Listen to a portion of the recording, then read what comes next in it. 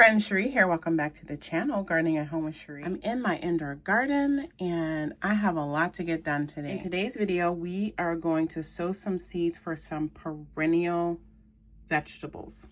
I have 8 trays ready.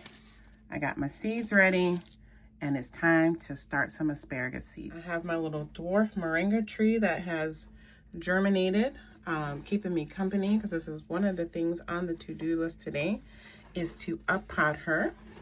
But right now we're going to sow some asparagus. I'm continuing to try to add more and more perennial vegetables, fruits, and flowers to my Minnesota Zone 4 garden. And asparagus is going to be a really important crop. I have tried to grow asparagus here before, actually twice, with crowns as well as starting from seed. And man, the bunnies got them. But now my garden areas are fenced in, so now that they're protected, I'm going to give this another shot this year. So I have a lot of seeds that I bought that I want to put to use, and I have already ordered some crowns that I'm going to be putting in. I have a couple of large areas that I plan to try to get some asparagus beds established.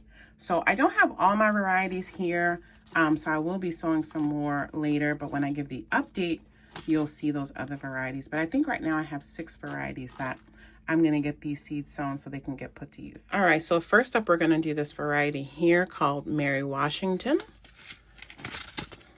It looks like these were seeds from 2021. It says here on the back of the package, classic asparagus variety, widely grown for a century, productive and very long-lived. And so I should mention the reason that I'm starting these now is that some of the packages say that you need to start your seeds, which here's what asparagus seeds look like. For anyone who has never seen that, those stalks that we eat in the store come from these seeds. But as I was saying, these need a long time to germinate, and then they need a long time to grow before they are at the size of transplanting. Now, if you live in an area where, you can grow all year, then you can probably direct sow them. But that's not the case here in Minnesota Zone 4. So I am sowing these and then I will be separating them. I might set up another one of these. This packet had a lot of seeds in it. Or if they germinate really well, I could definitely share some of these at the seed exchange next month. So that's the Mary Washington. I'm just going to get these sown and I'm going to come back through and cover them all up with soil when I'm done.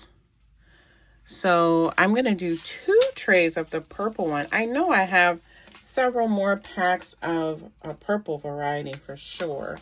And I think I might have a couple more varieties. I'm going to be spending the month of February organizing my seeds, y'all. I start with them organized and I pull them to sow. Some will end up on the screen porch and they're in the grow room. In the greenhouses is like, I'm going to try a new method this year that I hope helps keep me semi-organized. And then I really just need the discipline to put my seeds away after I sow them. But it's usually like hectic, and sometimes I just pull seeds out because I just want to look at them and read about them, and I just don't put them back. So got to be better. Now, my seed ball seeds, they stay organized because they obviously they get put away for long-term storage and they stay there. But for my seeds that I plan to use, and then seeds that I just buy, I'm just going to sow all of these because I definitely have more purple asparagus. The last time I grew them from seed, I grew them just like this, and it worked fine. Let's see what this package says for the purple sweet, it says, is a tender and consumed. It says here on the back of the package, a sweet purple asparagus is tender and consumed raw. Deep burgundy spears, nutty flavor, 20% high sugar. Developed for specialty and fresh markets, highly sought after for its thickness and lack of fibrous strings. You can use the entire stalk. And it says on here, plan the site well as most beds last from 20 to 30 years. And it does say on here germination is slow. The first 2 years will be for root growth. You shouldn't cut the shoots until the 3rd year. So yeah, this is long-term investment, perennial foods, but you know, you got to start the perennials. I wish I had my beds fenced in properly my first year when I tried to sow them, because I would be harvesting asparagus now. But better to start now than never, right? All right, our third variety we're going to start today is called the Culver Williams, and this does have a picture on it. This is what it looks like. Is a green asparagus. And so on the back of it, it says here, looks like these were packed for 2023. And then it says here, the variety's prolific plants produce large green stalks that are crunchy, juicy, and slightly sweet when eaten raw. When plants are started from seeds, expect about 10 stalks per plant the first year and up to 15 stalks per plant the next year. Oh, that's interesting. Asparagus typically needs to grow 3 or more years before the patch is robust enough to harvest. Reportedly rust-resistant, this asparagus is named for Dr. S. Culver Williams of Rose Valley, Pennsylvania, who maintained it with his wife, Barbara, for the last 40 years. So, I'm going to get this sown. So let's get these sown. I'm going to sow about half this package. And then when I finally get my seeds organized, if I find more of this variety, which I feel like I did buy this again, I'll sow more. But that's the Culver Williams. Okay, and yeah, the rest of them have pictures, so we can show those. So I have 2 packs. Oops, let's get this situated. So I have 2 packs of this Precoce d'Argentois. I'm probably totally butchering that name. Asparagus.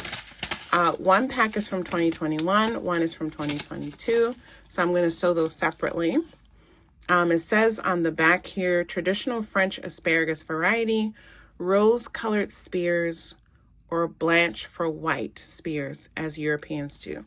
So this is the variety that if you blanch them, I guess you get the white asparagus from it. Oh, so that's interesting.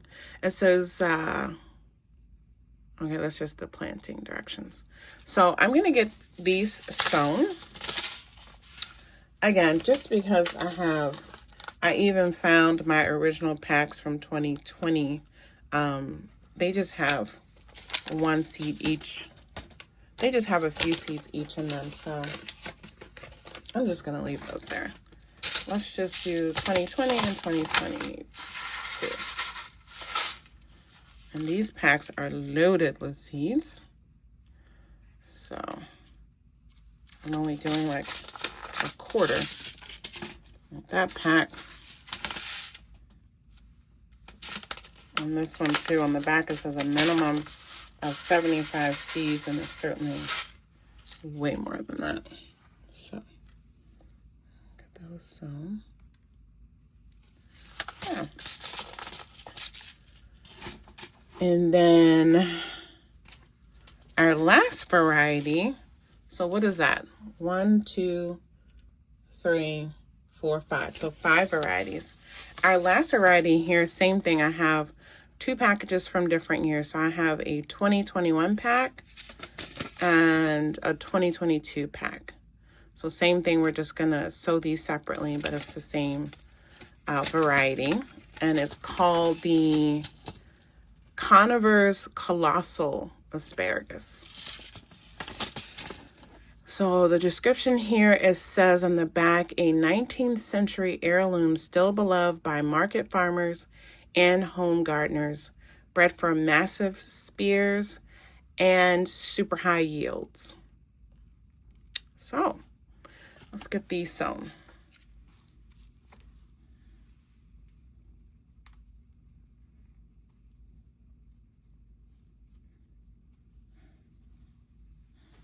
Just took a little bit of time and we got some asparagus sown. As I said, after I wrap up this video, I'm going to go in and get all the seeds covered with soil. And I got to move on to my next crop. So I'll see you here tomorrow for the next round of seeds that I'll be sowing here indoors for my outdoor 2026 garden. Take good care. Bye.